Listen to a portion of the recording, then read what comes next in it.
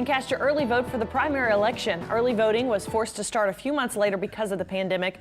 Registered Democrats and Republicans will be eligible to vote in their party's presidential primary.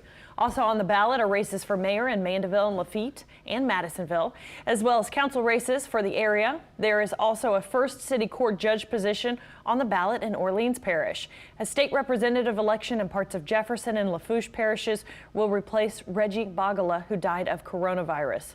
Early voting runs through July 4th. It's a longer early voting period, of course, because of the pandemic. Voters are encouraged to wear a mask.